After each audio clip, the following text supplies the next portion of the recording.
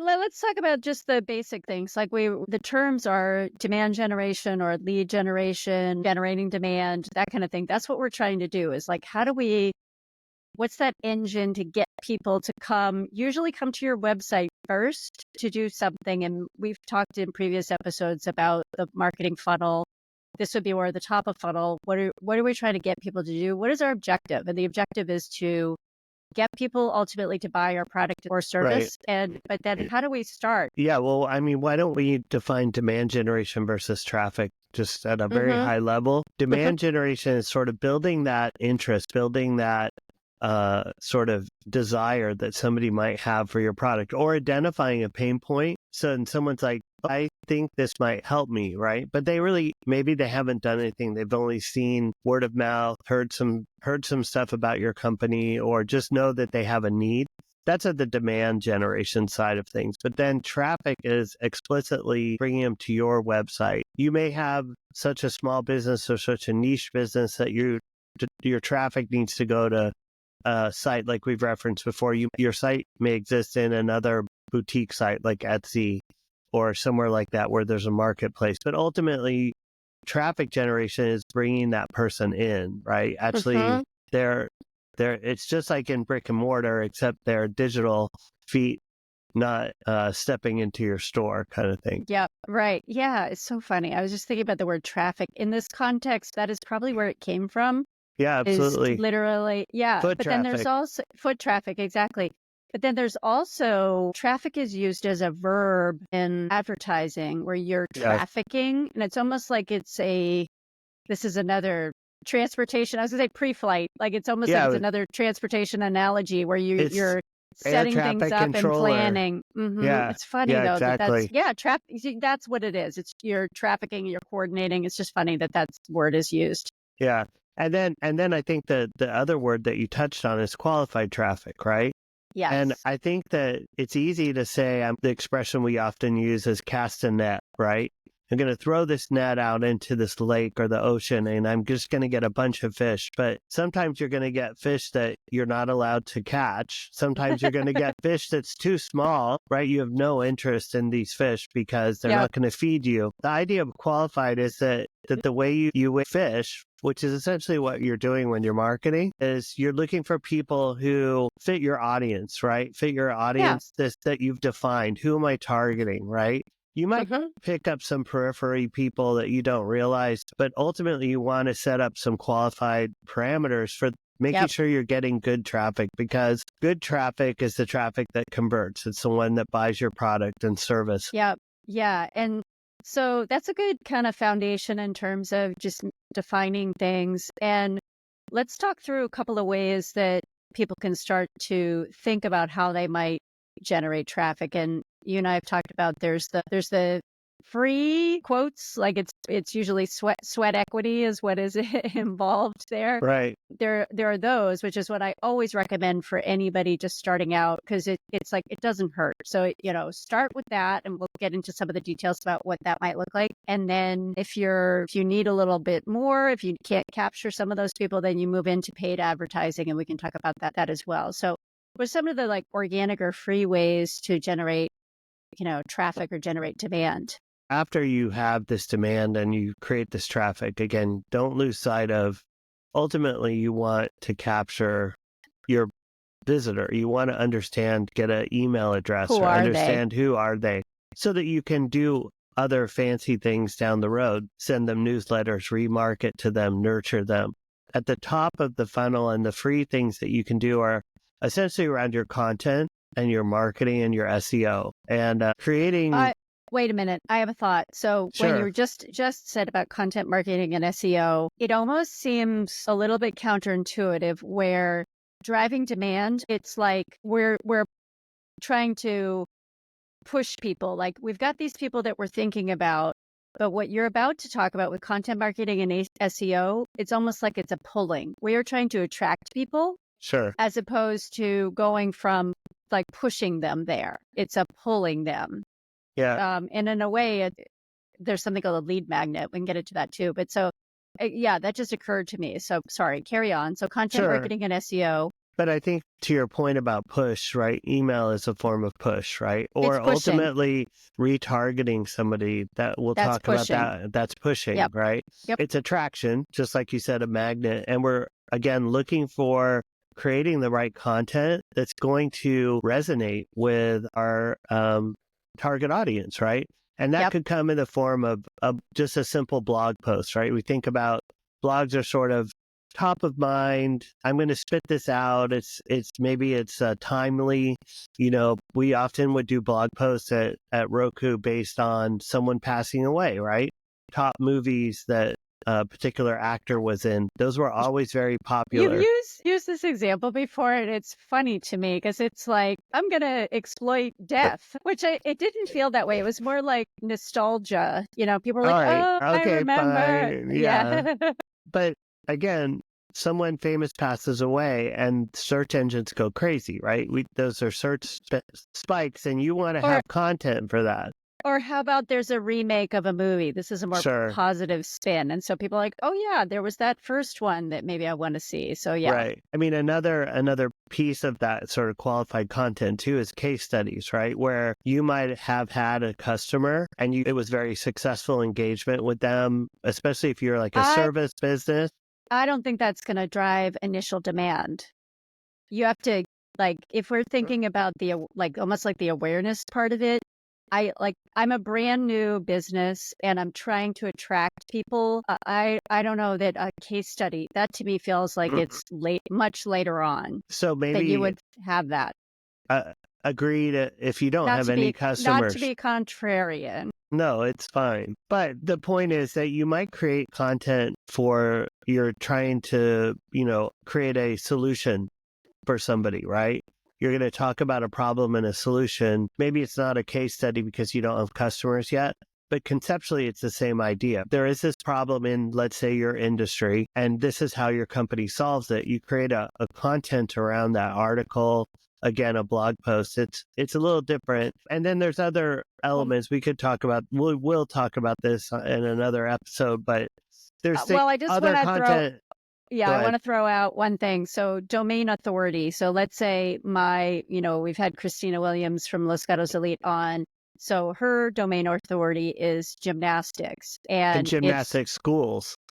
And it's the well-being of the athletes and it's training and it's mental health. And there's all these things that she could talk about. Right. And so those are things that if she's writing about that gives her the authority. And then if people are like, how do I don't know, socialize my kids or something, whatever. And that can drive people to the website. So just being an authority. And so it doesn't have to be a blog post about writing about your business explicitly like that. It's other areas around it that are like, again, maybe it's, like I said, mental health or something. Yeah, tangential. But that's a good point. I mean, even in the case of the gymnastics school, making sure that you have pages of content that maybe talk about the types of programs you offer or your style of teaching or your coaches, all of that becomes fodder essentially for search engine, right? For Google. Yep. And it's really important to think about as you create content to do it both for your customer. That's number one.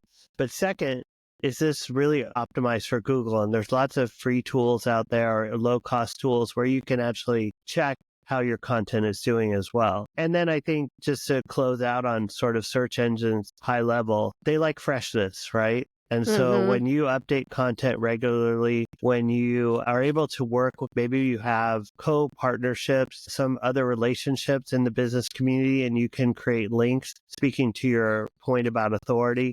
If someone with a lot of authority on their section links to you about your section or your website, that's going to give both of you more authority, right? It's going to create equity. Agreed. So we talk about a little bit about your own website and SEO, but what about all of these other social sites that are out there, right? Everyone refers to, social media.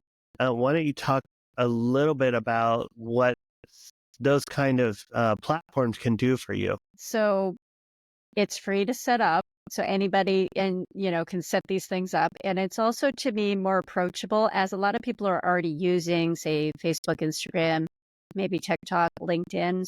You can create a company account on LinkedIn, for example. You can create a business account on Facebook, which links to Instagram. Now, I would say also for people just starting out, they can just start posting things. There should be a strategy behind it. You should have to want to drive people to your website ultimately, because that's what you're trying to do. You're trying to get people to your website. You're trying to drive traffic. Right. But you also, some tips are, if you want to try to expand the people that are seeing things organically or without having to pay for it, tagging other people, other accounts that are related, and then that way their audience or their people are going to see that as well, Right. theoretically, not 100%, but they'll see it. And then also adding hashtags, because people will search on certain topics, and so you can show up that way. And so that Yep. it's a slow way to start to drive traffic, but it's free other than your effort. And then what you create as well. Like there has to be some Sure. alignment there too. And also one more thing. So I talked about this notion of the pulling versus pushing. Right. In both, for search, you talked about like people are searching on things. There's a thing that they're looking for. I would say the content that you're creating for social media, it also has to have some sort of purpose. And if you're Yeah. offering a business, like what is it that you can offer to bring people? So again, using Christina, we're probably going to keep using this example. But maybe you're showing videos of, the kids practicing or whatever. And then there might be something about, come for a trial. So there's some sort of hook to get people that are interested in, like Yeah. what is it going to be? Or is there But a free assessment or, something like that to well, get I people? think you had two things there. You have a I hook, did. right, which is Yeah. I see other kids learning a Yep. gymnastics technique, but then there's a CTA, right? There's a call to action. You want someone to take the next step. We always talk in marketing about the logical next step, right? What are most people going to do after seeing this ad? Well, a lot of people are just going to say, "Oh, that was nice," but the people who are really he become your qualified customer Yeah. who show some desire, show some interest. They're going to want somewhere to go. Again, Yep. that sort of points back to having a presence like your own website and things like that. Yep. So why don't that was sort of the free version of social media. What's Yeah. the opposite? So we talked about paid. There's paid ways you can boost demand. You can create traffic. Why don't you talk about social media ads? Yeah. How those are And different? And you know what? I was just thinking that for every free version, there's a paid version that corresponds to it. Mm, The only thing that I was thinking about that isn't is display advertising. So we'll talk sure. about that last. Okay. Let's say as a business, I am creating Facebook posts and they're good, but I'm not getting the impressions. We've used that term before. So the number of eyeballs that can see it, it's limited to who follows me or if I've tagged somebody or whatever. Like it's limiting to like how much exposure you can get. With paid advertising, you can expand that dramatically. Now, I'm going to use Facebook as an example just real quick because there's something that's called boosting, which is a very easy thing to do, but I don't recommend it. It's not great. It's like, it's a very like, oh, I can boost this for another, $10 a day or something like it's You're sure. boosting it because in a sense what you're saying is help me find more people who look like this, right? It's all about Exactly. all of this paid is about targeting. Exactly. Okay. So boosting is super easy because it's like I have this existing ad and then I just want you to, it's almost like I'm literally like putting the gas down and I'm going, and it's helping me You're paying to be accelerate. the front of the line, right? You are, but it's not Okay. as effective as if you deliberately went out of your way to start an ad campaign. Mm, And it is a little bit of like it's Facebook or Meta is offering a quick way for you to kind of get more eyeballs, but I've yet to find anybody that has had success over it. They're like, yeah, I just spent some money. It was not as much as I would have spent if I did the traditional advertising, but it's not great. So what you're saying is that boosting works because it's a bigger net, but it's not always going to get you qualified traffic. And your experience is it really doesn't help give you I that much haven't seen it. qualified traffic. Yeah. So But when you start paying for this advertising, obviously analytics and things are very important because you're going to be looking at your cost, basically, right? So Yep. how much did this cost and how much did it generate? And that becomes at a very simple level, your ROI, right? return on investment. Yeah. Yeah. So, Which we t- should, yeah. And well, I want to touch, so I so just tell us, mentioned Facebook. There's yeah, other platforms. And again, it depends on your business. So I mentioned LinkedIn as well. And LinkedIn is also not cheap. So if you are in the B2B world, then it probably is a place where you want to be. But I would probably test some of your messages on a cheaper platform first. And maybe it's TikTok, which sounds crazy, or maybe it's, Instagram or Facebook, which is cheaper, or Google Ads is cheaper. So you can kind of test things out to see what mm, seems to resonate. And then you're like, okay, I see that this is the kind of message that's bringing people into my website. And then therefore, maybe that you then go over to LinkedIn to try to reach other people there. What were you you going to said ask it. me? Well, I was going to say, you said don't do boosting, do an ad campaign. Take 20 seconds, 30 seconds, and explain what you mean by an ad campaign. Ad campaign, boy, good point. And this is true across all platforms. So Google, Meta, Okay.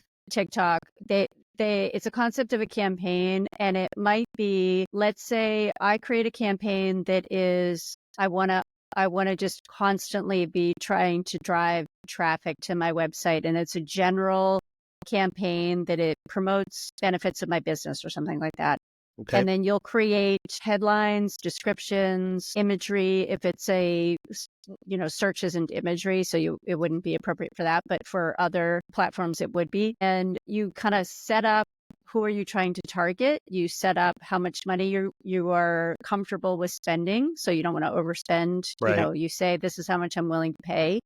And you can shut it off at any time, which is nice. So it's a much more methodical It is. process than just saying, oh, I have this reel that I did on Instagram, or I have a That's post on right. Facebook, and just saying, I'm just going to not do anything. I'm not going to customize it. It's a bit like Right. if you're hunting and you only have one version of your resume and There you go. you don't customize Customize it. that to the job you're applying for, it may not resonate with people. You Very could good start. analogy. So an ad campaign is taking assets you have, content, words, Yep. whatever. Yep. But targeting, making versions of it, targeting it to certain audiences, not just generally saying, hey, look at me kind of thing. Right. That's a very Okay. good point. And with display advertising, that's like another one it's literally like those, imagery kind of ads. And oftentimes Google allows you to do search, display, YouTube kind of all in one. Like Like a you will package. a package. Well, you basically just say, it's more like you deselect things. I don't want to be on YouTube. I don't want to be on whatever. Because you still have to pay, right, for each of those platforms. They'll treat it as one kind of thing. So the way that most of the platforms work is you can either say, I want to set up a campaign based on what my goals are. And the goal might be, I'm trying to drive more traffic. The goal might be, I'm trying to generate leads. And when you say generate leads, it usually means collect an email address Right. with a form on your website. It might be, I am phone calls is my goal. Coming into my physical location is my goal, whatever. Like you can have all these goals. And so it sets it up as a goal first and then walks you through the process as you do it. So the fact that you have all these choices is what makes it, I think, a little bit better suited. No, it's better suited for helping you meet your goals versus this boosting concept. And so we touched on social media, you can do paid. There's display where that's obviously paid.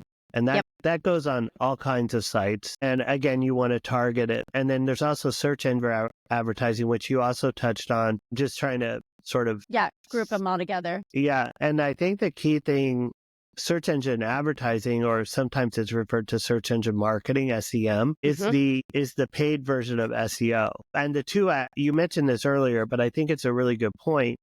Running ads and running search engine advertising and things like that allows you to test and validate the terms, right?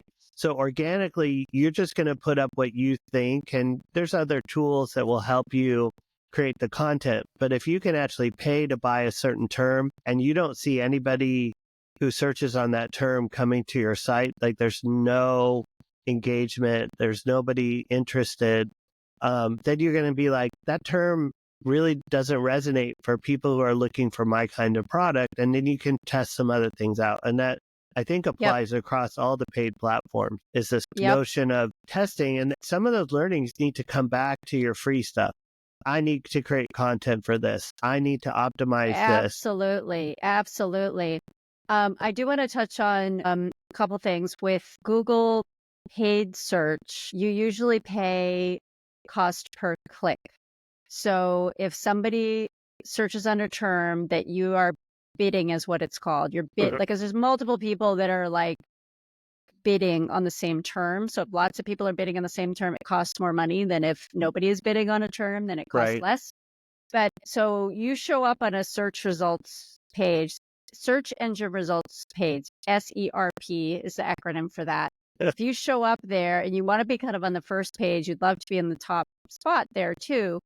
If somebody just sees it, because sometimes you answer the question right there and they might not click on it, you don't pay for it. You pay when somebody clicks on your ad and Sure. goes to your website. So in some Through cases, Google. But if they end up through Google.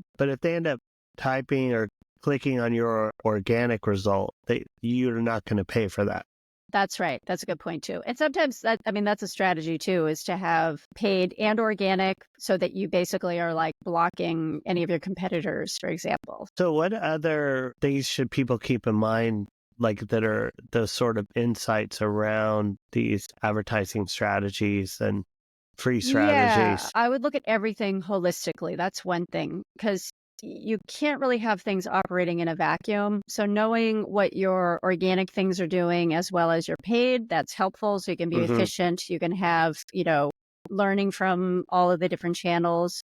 The other thing we haven't talked about is the landing page itself. So where are you driving people to? You don't have to drive them to your homepage. And in fact, Right. many times that's not a good place to drive them to. And if you create a dedicated landing page that is specific for your ads, it's usually for your paid ads. There are some best practices around that, but you definitely want to have a form where you can collect somebody's email address. That is first and Sure. foremost. Yep. You can play around with, do you require having their first name, last name, company name? Is that required? Is it just their email address? You can test to see. You can also have an offer on this page, so that hook, is it a free consultation? Is it a document? Is it a guide? Is it a Yeah. I mean, video? if you're promoting a product on Instagram and someone clicks shop now, the next page they land on should be a page where they can put it in their cart and buy it, right? Exactly. You wouldn't necessarily want to put them all the way in the cart. That's pretty aggressive, but you at least get them to a page where A product page. Yeah. above the fold, we say, like, in that first screen, they can see I can buy or add to cart, or that action is available. So for e-commerce, that's your number one conversion, right? Yep. Definitely. What What else? else? What else? What else? Well, Well, I you know think, what? Actually, there's something I want to say. oh, sure. No, I'm not going to let Um, you. so there's the past couple of years, there's been this like huge surgence of AI and using AI to help with marketing and advertising. Well, I gotta say, all of these companies have been using AI for years. And so, you know what I mean? So it's Yeah, funny. So Google, and I mentioned for setting up a campaign, you create headlines, you create descriptions, here's the landing page, here's some images, and then Google or whoever does a bunch of tests where it kind of mixes and matches things. right. And so it might do this headline with this description or that headline with that description, mixes all up, different images. And it's constantly trying all these different things. It's basically AI is doing this. And then Except the more we used to call it machine learning, right? machine learning, that's Or still a term too. Yeah. yeah. Well, whatever. So I'm like, is it machine learning? I mean, I guess it is, Anyway, because then what it's doing, it's optimizing what is the best scenario. right. Are people liking, clicking, whatever? Are they doing the thing you want them to do? So I just want to mention this, that this is like, it's already there, and then it's only going to get better. Google will not write the stuff for you. It can, but it's using content that exists on your website, Right. and it might not kind of get it. So to me, I feel like you can use, ChatGPT, Claude, whatever your favorite, Gen AI tool, to write this for you, but you should be the editor and make sure it's on brand, or is it accurate? Because you don't know if it is. Is it the right tone, you got to do all those Right. things. So that's the part where it's like, it's a little bit of, you could just let it run wild, but I recommend a little bit of human intervention with the Absolutely. creative. But I will say this, like, yeah, AI is a lot of buzz right now. It's also you can look at it as it's really enabling people to do things they couldn't do before unless they were very sophisticated, It's true. like coders, like AI that writes code. It's not going to replace someone who is a developer, absolutely, but it's going to expand people who use more sophisticated techniques or content or things like that. And I think it's a time saver. Honest to goodness, Oh, sorry. totally. AI is like, it gives you an outline. And again, I think you're called to say you have to review it. You're going to want a human to look Yeah. at it, but it's a great starting point. Always, it can be really helpful putting your ideas together, content, headline suggestions, all kinds of different ways you can use AI. Anything else you want to like touch on or? I mean, no, I was gonna kind of regroup where the idea of driving demand for your organization, my first kind of recommendation would be start with the quote free Yeah, stuff. absolutely. Learn as much as you can. And we've always said this, but I'm going to say it again, is you got to measure everything. Like you have Yeah, to track everything, you have to measure everything. yeah, And so for your website, you have to have Google Analytics set up or your, built-in analytics, whatever it is, but you have to have something so you know what's who's happening? coming to my Yeah, website, how many people are coming to my website, where are they coming from, what channels are they coming from, search, are they coming from, whatever. So you have to have all of that. And as you start to learn a little bit more, I would say start to dip your toe into some paid media channels. And I might say start with Google. It's very ubiquitous and they often offer, I think I've said this before, but they often have some sort of promotion where like if you spend $500, I'm sorry, on $100, they'll give you $100. And right, that might not be a ton, but at least it's something to, whet your appetite, get you a little bit more familiar right. with it. And then always be testing different things and learn, like be curious about Yeah, performance. That's the thing. It's like you could just throw things out there, but you could be just throwing money away. So you really should pay attention to what are you seeing? Are you seeing trends? Are you seeing is enough time gone by? Like because you can't just do things for like 5 days and sure, say like, oh, this is a pattern. It's like not really. You haven't even done it over a couple of weeks. You have right. to see if it's over weekends or wherever the case may be. So So if any all of other, this, well, if yeah. all of this sounds really daunting, this is something that Lisa and I are passionate about that we can help hmm with. But also, we're going to create additional content on our podcast to help answer or talk through, or at least sort of peel the onion back to talk about some of these different marketing techniques and strategies. So, Yep. visit itsmostlymarketing.com and ask the host a question, and we'll do our best to incorporate it into an episode. And also, just feel free to reach out to us and subscribe. And I think that's a wrap. So from Tangents engines to to tactic, tactics. it's mostly It's mostly marketing. marketing. Very good. Thanks.